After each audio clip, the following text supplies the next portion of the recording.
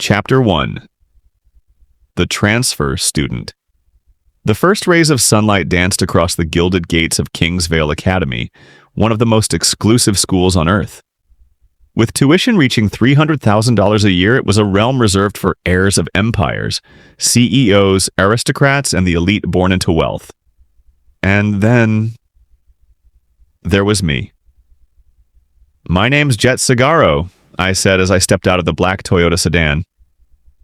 People stared, some with curiosity, others with disgust. I looked too ordinary for this place. Plain uniform, simple shoes, no luxury watch or branded bag. They couldn't tell that beneath the quiet surface I wasn't ordinary at all. Because my father is Jaro Nero, the most feared Mafia boss in the underworld. And I am his only heir. But no one here knows that. My father transferred me to Kingsvale to learn how normal people live. The irony? Kingsvale is as far from normal as it gets. The school sits beside our family's hotel, the Aurelius Grand, where a single regular room costs $120,000 a night. And the Royal Suite? $500,000 per stay. And yet, I walk among these brats pretending to be beneath them.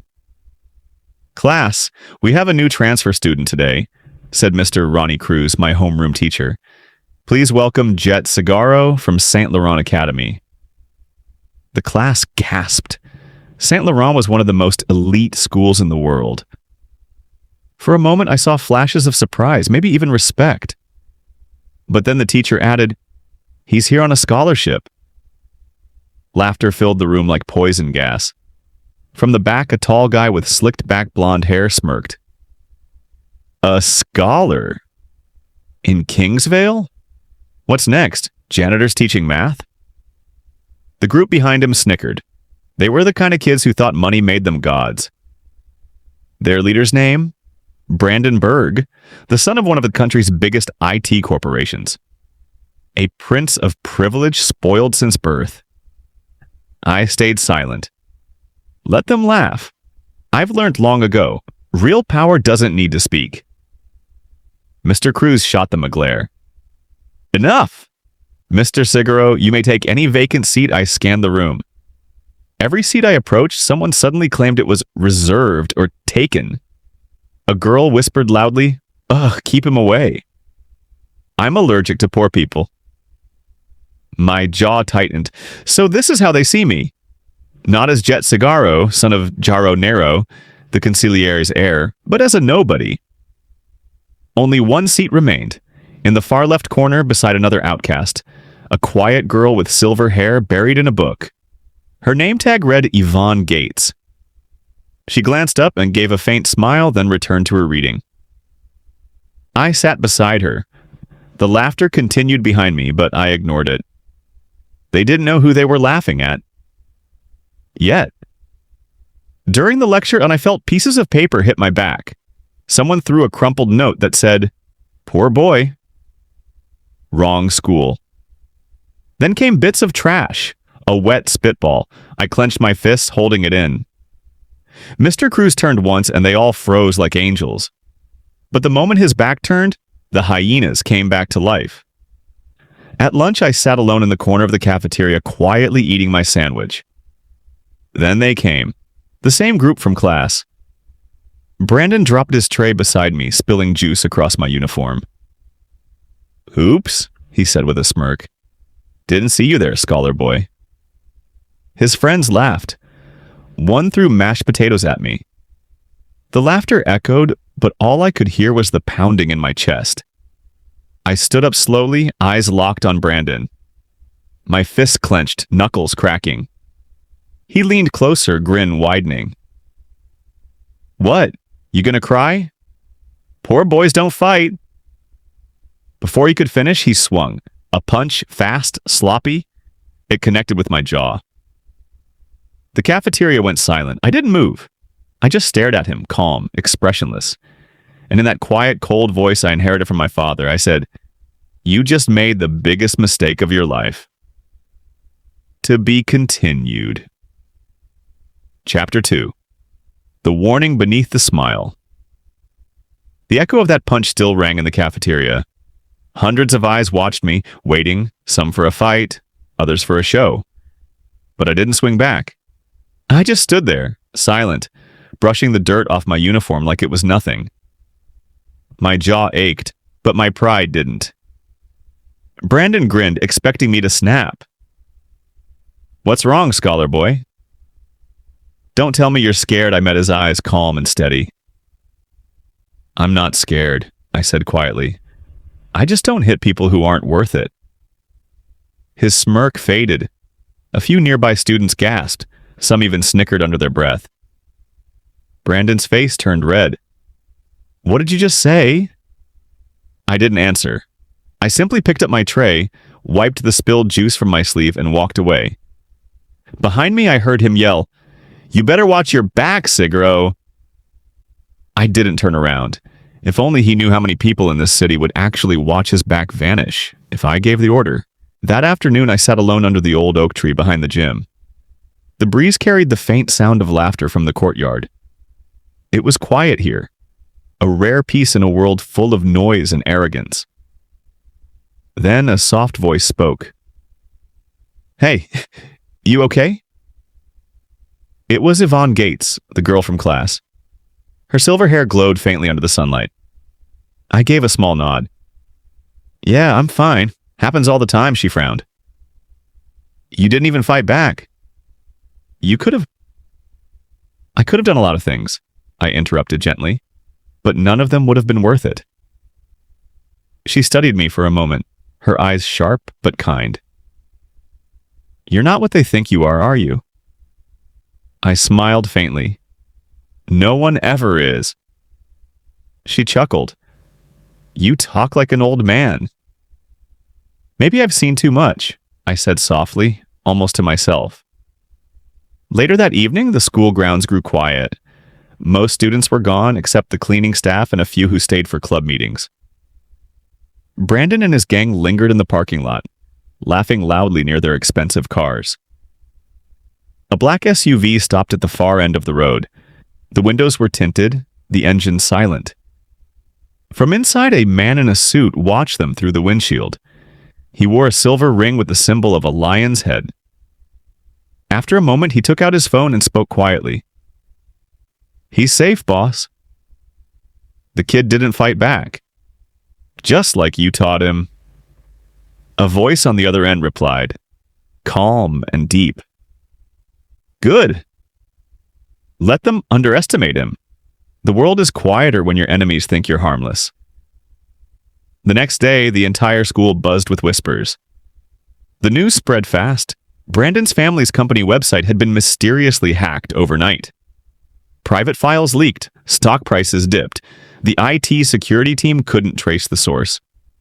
Brandon walked into class pale and furious. I sat in my corner, quietly reading a book. Our eyes met for a second. I gave a small, polite smile. He looked away. "Mr. Cigaro," said Mr. Cruz during roll call, "I heard you tutored some of the lower year students last night. They said you solved equations our seniors struggle with." I nodded slightly. "Just helping out, sir." A few students looked at me differently that morning. Not with pity, but curiosity. Yvonne glanced at me with a knowing look. Brandon, though, couldn't stop glaring.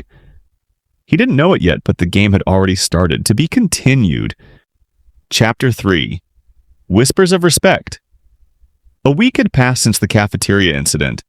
The laughter had faded, but the whispers remained. Some said I was just lucky. Others said I'd called someone powerful, to deal with Brandon's family. No one dared to ask me directly, and I didn't deny it. Sometimes silence is louder than truth. That morning, the air in the classroom was heavier than usual. Brandon sat at his desk, his jaw tight, his phone constantly buzzing. Every few minutes, he'd check the screen and curse under his breath. The scandal around his father's company hadn't died down. The stock still falling, the press still digging. And me? I just quietly reviewed my notes. When Mr. Cruz asked a difficult question, something about corporate finance, no one answered. Then he looked at me. "Mr. Siguro, would you like to give it a try?" I stood and explained step by step how wealth could destroy itself when built on arrogance. The room went silent. Even Brandon stopped tapping his phone. When I sat back down, a few students actually clapped. It wasn't much, but for the first time, I wasn't invisible. During lunch, I found myself back at the same corner of the cafeteria. But this time, I wasn't alone. Yvonne sat across from me, quietly eating her pasta. "So," she said, twirling her fork, "you're kind of famous now." I raised an eyebrow. "For what?" "Getting punched?" She smiled. "For not fighting back, and still winning." I looked away, hiding a small grin. People only see what they're allowed to see. Yvonne leaned forward, studying me. "And what are you hiding, Jet?" Her eyes were sharp, too sharp. I hesitated before answering. "Nothing dangerous," I said softly. "Just history." Later that afternoon, I headed to the library. A few first-year students were struggling with an assignment, so I helped them out. Word spread fast. By the end of the week, students from other classes began asking me for help. Business math, economics, even philosophy. It wasn't long before people started saying it out loud. "Jet might be poor, but he's smarter than anyone here." Even the teachers began noticing. Mr. Cruz often used my answers as examples, and for the first time, I wasn't just the scholarship kid. I was becoming someone they listened to. But Brandon didn't like that. He confronted me one afternoon near the lockers. "You think you're clever, huh?" Playing the quiet genius, I didn't reply. I just closed my locker and started to walk away. He grabbed my collar. "I'm not done talking, Siguro." I looked him dead in the eye. "Then say something worth my time." He froze. For a moment, that mask of confidence cracked. I gently removed his hand from my shirt and walked past him. Behind me, I could feel the fury burning off him like smoke. That night, I sat on my dorm bed, looking out the window at the distant glow of the Aurelius Grand. From here, it looked like a crown of light above the city. My phone buzzed. A single text appeared from an unknown number. "Father, you're handling it well. Keep the mask. The heirs of kings play their parts before they inherit their thrones." I smiled faintly. In this school full of arrogance and money, no one saw me as a threat. That's exactly how I wanted it. To be continued. Chapter 4. The Prince Rises Again. 2 weeks passed. The whispers about Brandon's family scandal slowly began to fade, replaced by something new. Admiration. Against all odds, Berg Technologies had recovered. Not just recovered, they came back stronger. After the cyber attack that nearly ruined them, the company launched a complete overhaul. They reinforced their systems, doubled their cybersecurity team, and even introduced an AI-driven firewall that impressed the biggest corporations in the country. Within days, news headlines shifted. Berg Technologies sets new cybersecurity standard. From crisis to dominance, Berg family restores industry confidence. Investors returned. Partnerships doubled. And with that success, Brandon Berg returned too. Louder, prouder, and far more dangerous. The next morning at school, the atmosphere felt different. Brandon walked through the halls like a king who had reclaimed his throne. Students whispered as he passed, some even clapping. He wore a new watch, solid gold, and his smirk was back, sharper than ever. Behind him, his friends followed like loyal guards. When he entered the classroom, he looked straight at me. "Hey, scholar boy," he said with a smile that didn't reach his eyes. "Guess my family isn't so weak after all." I met his gaze, calm and steady. "I never said they were." He leaned closer. "No, but I think you tried to make them look that way." "I don't waste time trying to ruin people," I said softly. "They usually do that themselves." For a brief second, his grin faltered. Then he chuckled. Well, maybe you should start worrying. My father's teaching me how to handle people like you. He turned and walked away, the scent of arrogance trailing behind him. That afternoon, the school hosted a business simulation competition where teams acted as companies, competing for investment points from a panel of judges. Brandon, of course, led his group. Their presentation was flawless, smooth talk, impressive graphics, and high confidence. The judges were impressed. Then it was my turn. My team? Just me, Yvonne, and two quiet students no one wanted to work with. We didn't have fancy visuals or high-end laptops, just charts, handwritten notes, and a few ideas. But when I started explaining our project, how a company could use small, smart strategies to dominate larger rivals, the room grew quiet. Even the judges leaned forward. When I finished, one of them said, "That's actually brilliant." The scores were close. Brandon's group still won by a single point, but I could see it in his eyes. He wasn't happy, because for the first time, someone poor nearly outshone him. After class, Yvonne caught up with me in the hallway. You know, if they'd judged by originality, we would have won. I smiled. Winning isn't the goal. Understanding the game is... She tilted her head. And you understand it too well, Jet. It's almost scary. Before I could reply, Brandon walked by, whispering it just loud enough for me to hear. Enjoy second place while it lasts, poor boy.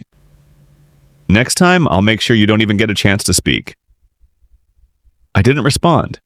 I just gave him that same calm smile, the one that always made him uneasy. Because I already knew something he didn't.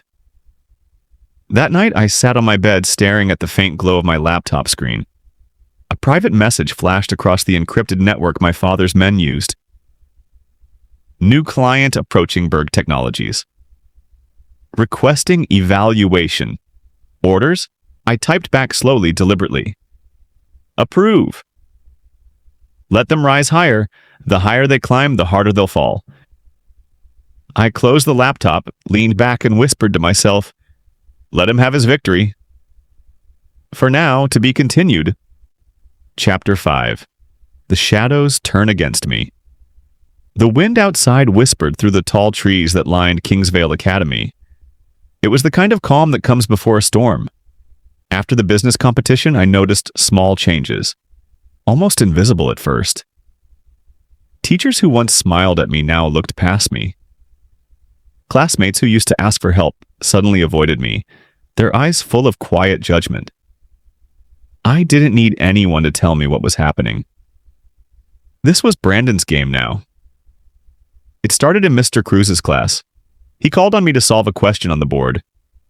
I did it, step by step, clean and correct. But before I could sit down, Brandon raised his hand. Sir, he said with false politeness, I think Jet copied that solution. I saw it online before a murmur ran through the class. Mr. Cruz frowned. Is that true, Mr. Cigarro? I kept my tone calm. No, sir. It's my own work. Brandon gave a fake laugh. Oh, sure, the poor scholar just happens to solve things faster than everyone else. Mr. Cruz didn't scold him, not this time. He just sighed and told me to sit down. That was the moment I knew. Brandon's family money wasn't just power, it was protection. Soon, rumors began spreading. Some said I cheated on tests. Others said I was only in Kingsvale because I begged for pity. Even my group mates in class projects started to back out. I'm sorry, Jet, one of them said quietly. Brandon's dad funds the robotics club. I can't risk it. I smiled weakly. It's fine. Don't worry about it. But deep down, I knew exactly what this was. Character assassination. A clean, silent attack.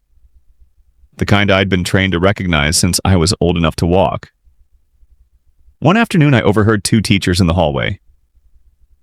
He's bright, but there's something off about him. I heard he got into Saint Laurent through a family connection. Not merit. I walked past them without a word. My chest felt heavy, but my mind was sharp.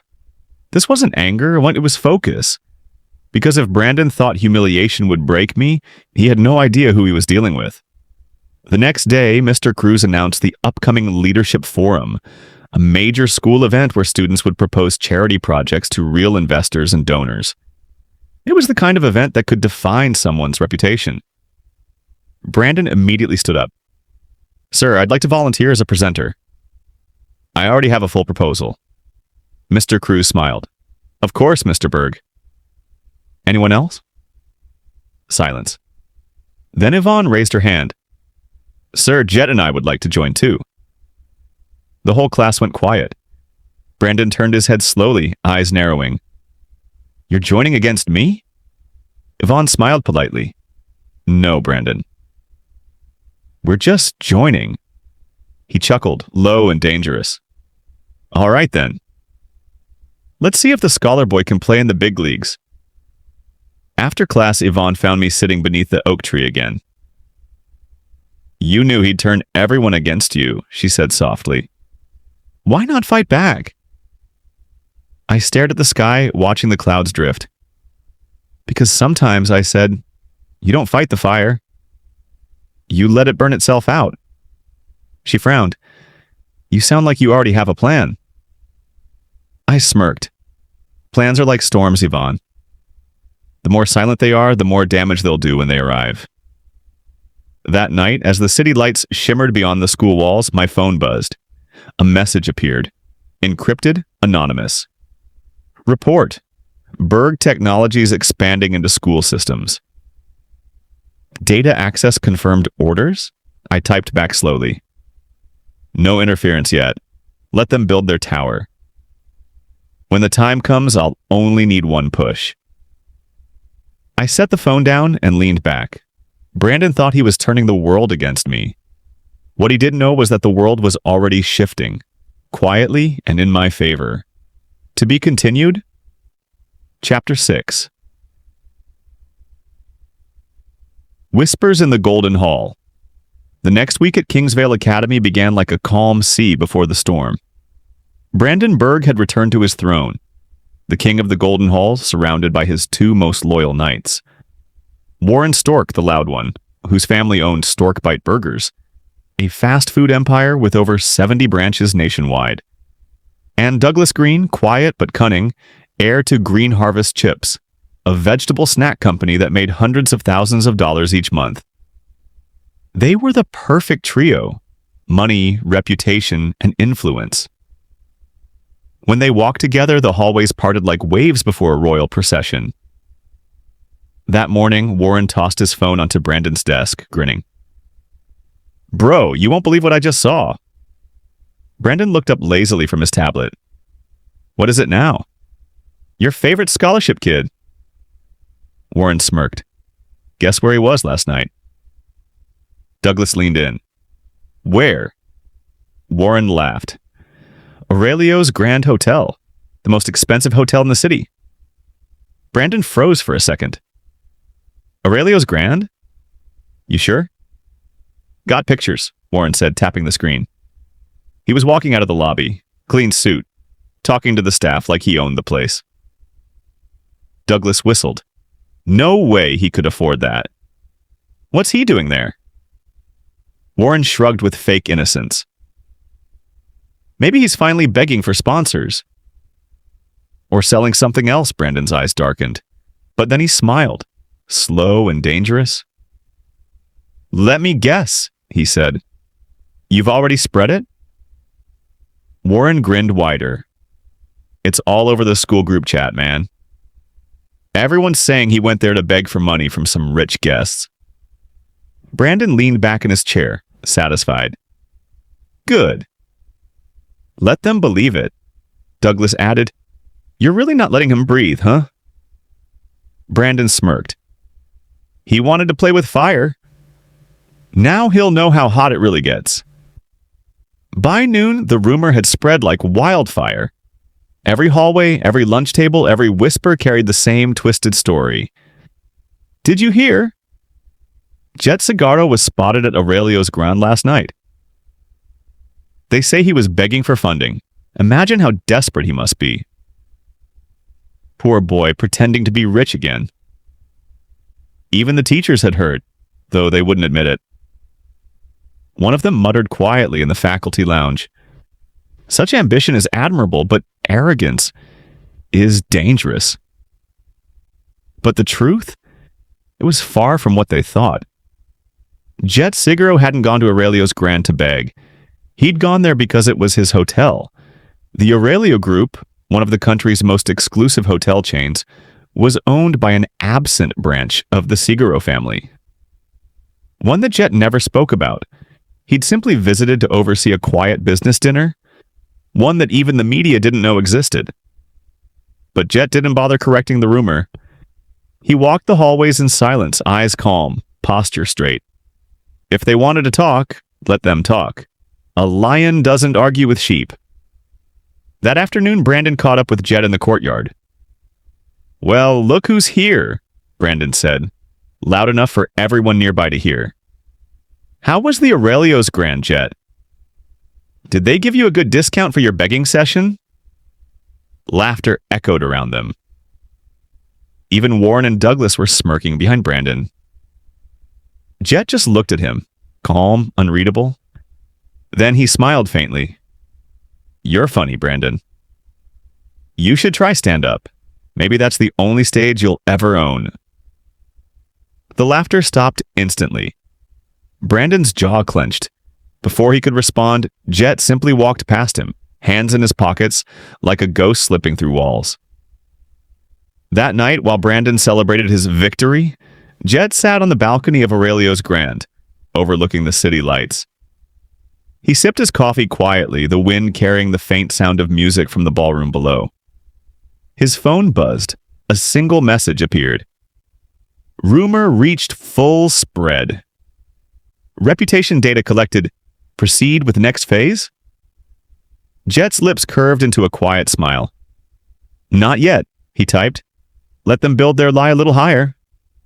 The higher it goes, the harder it falls." He closed his phone, eyes glinting under the golden light. Kingsvale Academy thought he was a poor boy who begged for money. Soon they'd realize the boy they mocked was the one holding the strings all along. To be continued. Chapter 7. The $1 Million Vase. The weekend arrived and the golden heirs of Kingsvale Academy decided to celebrate their latest Business Week victory in style. Brandon Berg, still riding high from his family's company resurgence, gathered his usual entourage. Warren Stork, Douglas Green, Jenny Lynn, and Kylie Thompson. Warren's family empire fed the nation with burgers. Douglas's family supplied the snacks. Jenny's father owned one of the most powerful law firms in the country, and Kylie's parents ran over 20 private beach resorts that only the richest could afford. Together, they were the Golden Five, Kingsvale's loudest symbol of money, privilege, and confidence. That Saturday night, their convoy of luxury cars stopped in front of Jordan Ramsay's restaurant, one of the most expensive fine dining spots in the country. A single meal there could cost an average worker's monthly salary. The chandeliers shimmered like captured stars. Every plate, every wine glass, every tiny detail screamed perfection and price. They laughed, took pictures, and boasted about whose family had the most connections. But as the night stretched on, fate decided to humble the room. Jenny Lynn, distracted while posing for a selfie, accidentally bumped a tall pedestal near their table. Time slowed, her friends gasped, and a rare Ming Dynasty voice toppled, crashing into countless glittering pieces on the marble floor. The sound was deafening. A few seconds later, the restaurant manager rushed over, eyes wide in disbelief. "Miss, do you realize what you've done?" Jenny stammered, her voice trembling. I'm sorry, it was an accident." The manager's voice dropped low. "That vase was valued at $1 million. Jenny froze. $1 million? That was nearly 10% of her father's entire net worth. Brandon's eyes widened. Warren and Douglas exchanged panicked looks. Kylie covered her mouth. Then, without a word, Brandon whispered, "Let's go." He stood up and walked out. Warren followed, then Douglas, then Kylie. They left Jenny Lynn standing alone and trembling, tears building in her eyes. "Please," she begged the manager, "my father will kill me." "He'll disown me, or worse. Please, there has to be another way." But the manager was firm. "I'm sorry, miss. The damages are too great. This matter must be settled." Jenny's voice cracked. "Please, I can't pay that." The room was silent until a calm, deep voice broke through the tension. "What's going on here?" Everyone turned. Walking through the entrance, dressed in a black suit that fit him perfectly, was Jet Cigarro. He had just arrived to dine, but alone, quiet, composed. But when Jenny saw him, she ran to him as if she had seen hope itself. "Jet, please help me. I broke this vase, and they said it cost $1 million. Please, I don't know what to do. My father he'll beat me. Please, Jet, help me." The manager frowned. "Sir, are you with her?" Jet glanced at Jenny, then at the shattered vase. His expression didn't change. He simply said, "Give me a minute." Pulling out his phone, Jet made a single call. Calm, measured, like a man who had done this 1,000 times. He said nothing more than a name, a location, and a few quiet instructions. A few moments later, the restaurant manager's phone buzzed. His face paled as he read the message. Then he turned to Jenny, suddenly bowing slightly. "Miss Lynn, there's no need to worry anymore. The matter has been settled." Jenny blinked, confused. Settled?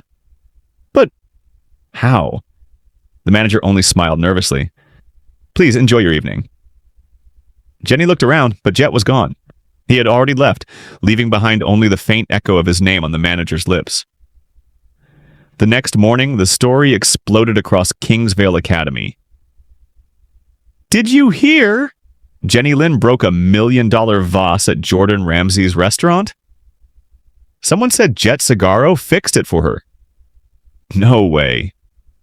How could a scholarship kid pay for that? Maybe he knows people, powerful ones." Even Brandon was stunned when he heard it. At first, he laughed it off. Lies. The kid's probably lying for attention, but then he saw the photo. Jenny Lynn smiling, clearly shaken but relieved, with the restaurant staff bowing beside her. And behind her, just barely visible in the reflection of a glass wall, Jet Cigarro walking away. Brandon's hand tightened around his phone. "Impossible," he muttered. But deep down, for the first time, a small spark of unease flickered in his chest. To be continued. Chapter 8. The next morning, the air at Kingsvale Academy buzzed with whispers. Every hallway echoed with the same name. Jet Cigarro. Jenny Lynn walked through the marble corridors, her expression no longer filled with pride but with something new. Humility. Her old friends, Brandon and his group, spotted her from across the hall. "Jenny!" "Over here," Warren called, waving. But Jenny didn't even glance their way. Instead, she made her way toward the back of the classroom, where Jet Cigarro sat beside Yvonne Gates, quietly reading his notes. The class went silent as she approached. Jet?" she said softly. He looked up. "Yes?" Jenny hesitated, her voice trembling. I wanted to thank you for what you did that night. You didn't have to help me, but you did. I owe you more than I can ever repay." Jet gave a faint smile. "You don't owe me anything, Jenny. Just don't break any more $1 million vases." The class chuckled quietly, and even Jenny couldn't help but laugh. Then, to everyone's shock, she turned toward Brandon's side of the room, the seat she had always taken, and ignored it completely. She placed her bag beside Jet's desk. "Do you mind if I sit here?" she asked. Yvonne smiled softly. "There's room." So the new seating arrangement was set. Jenny Lynn, Jet Sagaro, and Yvonne Gates. The trio that no one expected. And on the other side of the room, Brandon's jaw tightened, fury burning behind his calm facade. By lunch, Brandon's anger had boiled over. He slammed his hand on the cafeteria table, startling Warren, Douglas, and Kylie. "I'm sick of this," he hissed. "That scholarship rat's name is everywhere. He's turning into some kind of hero." Warren leaned forward. "Relax, bro. We just need to shift the spotlight." Douglas nodded. "Yeah, start a bigger story. Something that'll make everyone forget about him." Brandon's eyes gleamed. "You're right, a bigger story." That afternoon, the rumor began to spread like wildfire. "Did you hear? Brandon's group just got an investment from Adams Buffet." "No way. The Adams Buffet? The millionaire investor?" "Yeah, apparently he saw potential in their business idea." By the next day, even some teachers were whispering about it. Brandon's confidence returned, a smirk back on his lips. "See?" he told his friends. "That's how you control the narrative." But what he didn't know, what none of them knew, was that Adams Buffett wasn't just any millionaire. He was one of Jaro Nero's top executives, loyal to Jet's father, and by extension, loyal to Jet Sagaro himself. When the rumor reached Jet, he couldn't help but laugh quietly. "Adams Buffet? My father's old employee?" he murmured, shaking his head. He leaned back in his chair, eyes glinting with amusement. "This might be fun." He picked up his phone and made a single call. "Mr. Buffett," Jet said calmly, "Kingsvale Academy is hosting a business event next week, right?" "Yes, sir," the voice replied. "Good. I think it's time you attend. Give a little motivational speech. And let's clear up some confusion." "Understood, young master." Jet hung up, a faint smirk crossing his lips. "This will hurt, Brandon," he said under his breath. "But you asked for it." A week later, the school gymnasium was packed. The banners read, Business and Leadership Symposium, featuring Adams Buffet. Every student in Kingsvale Academy was there, eager to hear from one of the nation's top investors. Even the teachers were excited. It was a rare honor. Brandon and his group sat in the front row, dressed their best, basking in the attention. They exchanged smug glances as Adams Buffet took the stage. The man himself radiated quiet authority. Silver hair, sharp eyes, and a calm smile that came from true wealth and experience. He began his speech about success, discipline, and integrity. But the moment of truth came when a curious student raised his hand.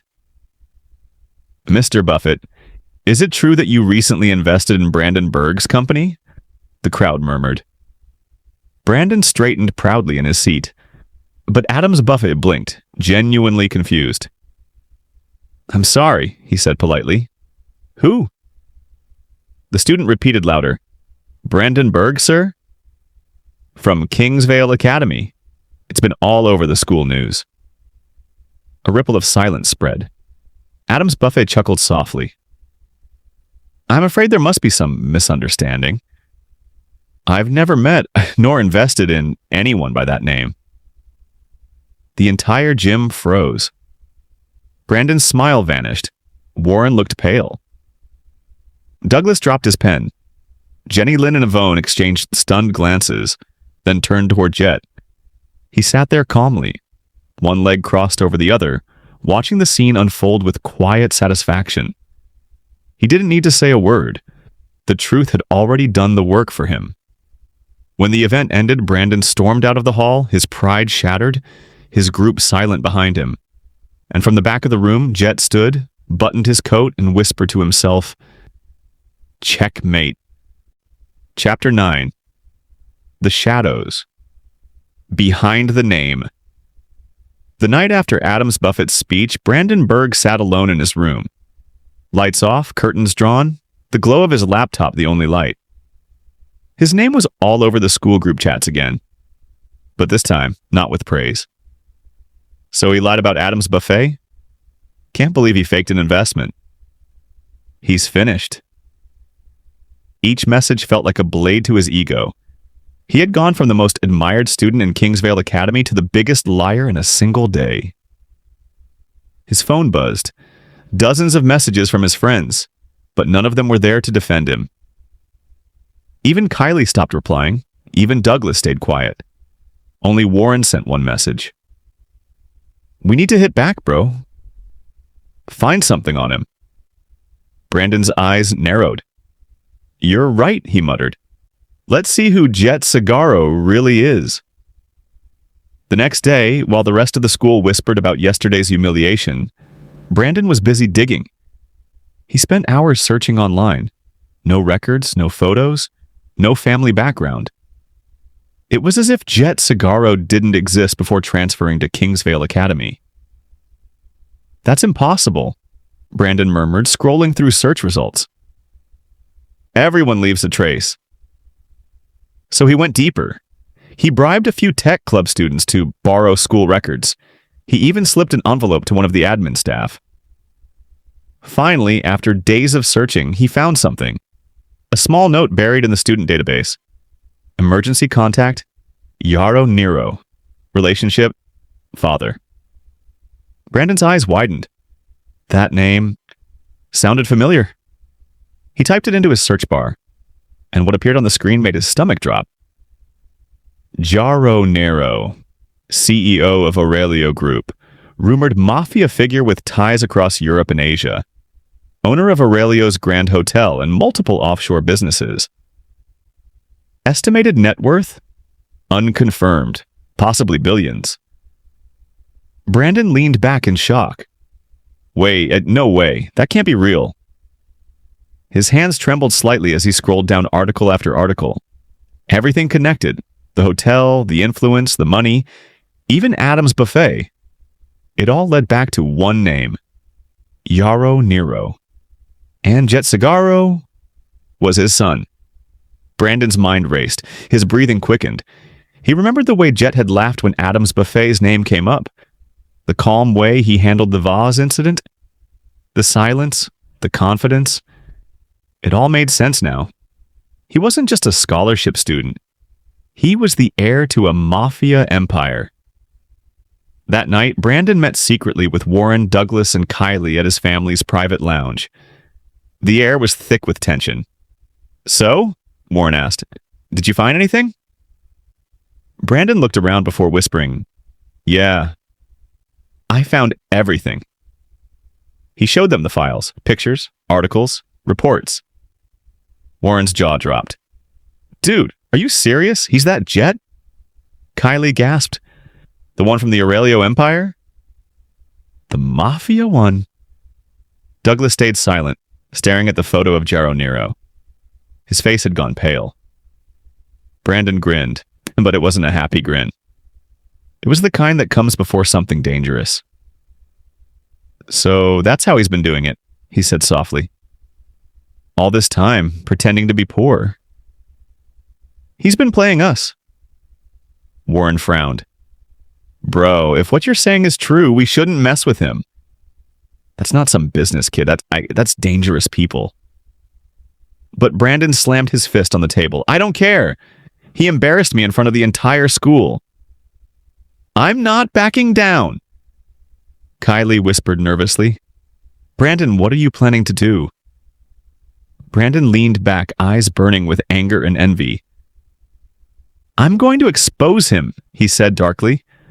"I'll make everyone see who he really is." But what Brandon didn't know was that Jet already knew he was digging.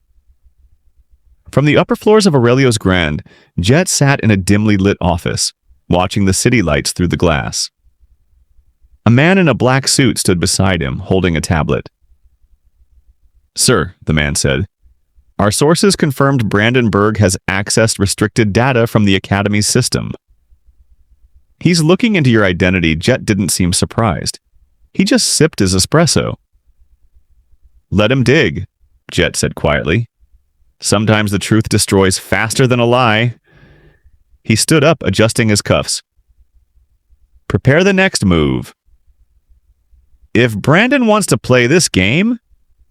He looked out the window, his reflection merging with the neon city glow. Then let's make sure he learns what happens when you dig too close to the shadows. To be continued. Chapter 10. The Truth Beneath the Ashes. For the next few nights, Brandon Berg barely slept. His mind couldn't let go of the name Jet Cigaro. Every time he closed his eyes, he saw that calm smirk. The look of someone who already knew how the story would end. Number. Brandon couldn't accept it. He had to find something he could use. Something that would prove Jet wasn't untouchable. So, long after midnight, Brandon sat in his room, the glow of his monitors reflecting off his tired eyes. Folders, links, files. He dug deeper and went past the usual public records into corporate databases, confidential reports, and encrypted listings. What he found made his blood run cold. On his father's company website, BergTech Solutions, one of the country's largest IT firms, Brandon found a list of major shareholders. He scrolled lazily at first, muttering under his breath. Dad investors, foreign partners. Nothing new. Then his mouse froze. Shareholder, Cigaro Jet, 23% ownership. Brandon blinked. What? He scrolled again, thinking it was a mistake, but the name was there clear as daylight. Jet Cigaro, major shareholder. His pulse quickened. He opened more documents, cross-referencing filings, verifying with the National Business Registry. It was all real. Jet Cigaro, the boy he bullied, mocked, and humiliated, owned nearly a quarter of his father's entire company. Brandon's hands began to shake. No, that's not possible. He clicked through old company news releases, searching for an explanation, and then he saw it. A press article dated nearly a year ago. BergTech systems saved from collapse. After massive cyber attack, anonymous investor restores infrastructure and recovers lost data. Brandon's eyes darted across the lines. The report described a mysterious investor who had stepped in when BergTech's servers were breached by international hackers. The company was days away from bankruptcy until an unnamed expert and investor solved the issue overnight. Then at the bottom of the page in tiny print, one line stood out. Lead technical consultant, J. Cigaro. Brandon's world stopped. He leaned back slowly, staring at the ceiling as the truth hit him like a train. It wasn't his father who saved the company. It wasn't Adams Buffett, it wasn't Luck. It was Jet. The same boy he had called a beggar. The same one he mocked for being poor. The same one who owned him. He sat there for a long time, his mind racing, his throat dry. Everything made sense now, the calm confidence, the silence, the way Jet never reacted to insults. He didn't need to, because he was already above them. Brandon closed his laptop and stared at his reflection in the dark window. The city lights blurred behind the glass, but he barely saw them. Jet Cigaro, he whispered. You saved my father's company? He let out a shaky laugh, half disbelief, half fear. All this time he thought Jet was just another rival, but now he realized he was standing in the shadow of someone far greater. And for the first time since coming to Kingsvale Academy, Brandon Berg was afraid. To be continued. Chapter 11. The Weight of a Name.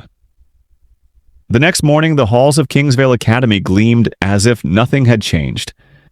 But to Brandon Berg, everything felt heavier. The air, the walls, even his own footsteps. He spotted Jet Cigaro near the courtyard fountain, sitting quietly with Jenny Lynn and Yvonne. They were laughing softly, sunlight catching the edge of Jet's uniform badge. For the first time, Brandon noticed how the world seemed to bend around him. Not because of money or fear, but because of respect. Brandon took a deep breath and walked over. His friends, Warren and Douglas, whispered nervously behind him, but he didn't stop. When he finally stood before Jet, silence fell. Even Jenny stopped smiling. Jet, Brandon said, voice trembling slightly.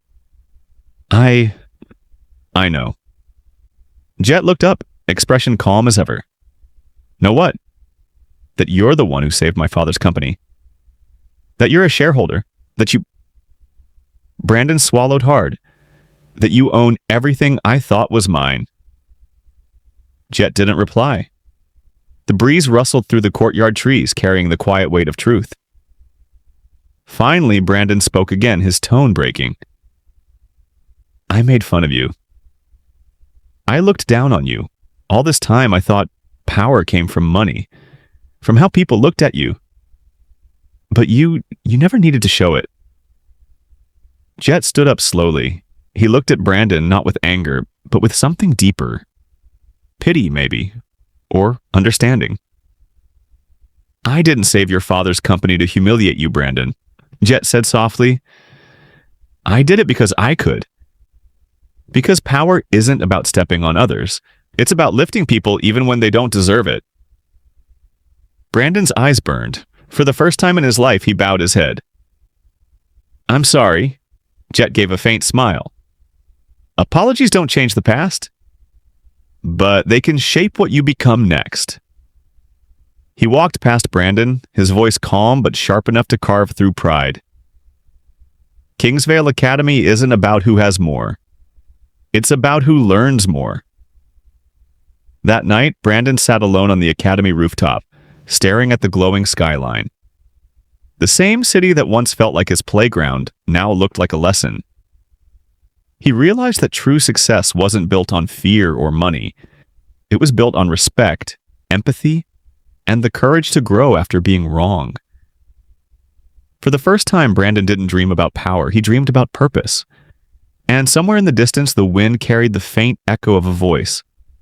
Calm, wise, unforgettable. Power isn't about owning the world. It's about owning yourself. End of Kingsvale Academy moral of the story. Arrogance builds walls, but humility opens doors. True wealth isn't measured by money. It's measured by the respect you earn and the lives you lift along the way.